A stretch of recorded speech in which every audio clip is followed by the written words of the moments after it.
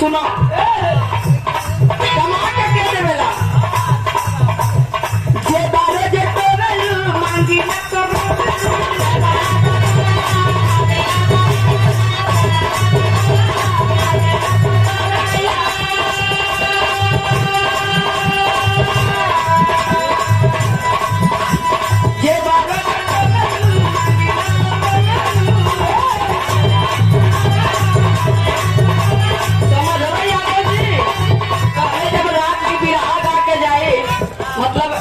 केवल अहिर नहीं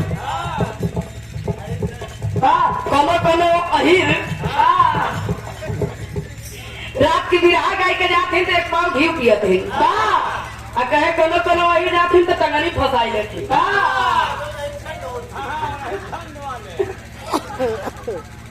अब राम जाने ई कौन होवन अहिर होवन के अहिर झंड होवन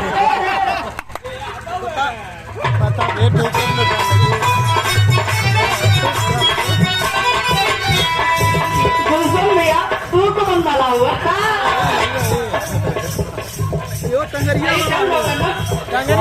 टंगरी वाला भतीजे के बियाह है होता ये मैं ड्राइवर मन पवन यादव उसारन मनते मारा मन कहे कि 20 तारीख के डेट पड़ी हम पनीर 22 के खाली है 22 के रखा बोले ना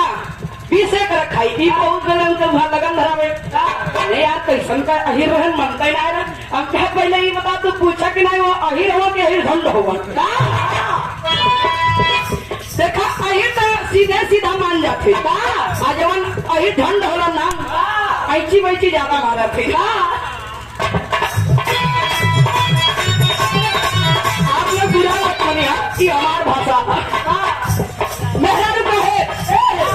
मेहरारू सतुलहा कहे कहाँ से लिया बोलू अजय बारे जो बोलू मंदी मत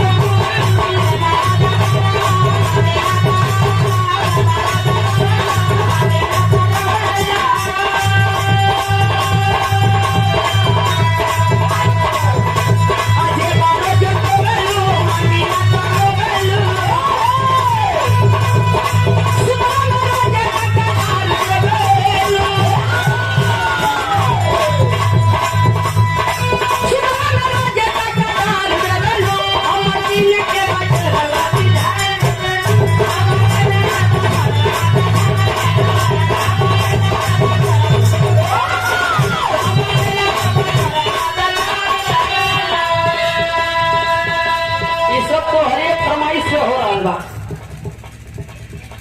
मेहरारू कहे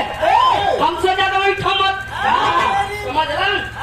तेरी मन से तो कैसी कैसी हमसे ज्यादा बैठो मत करे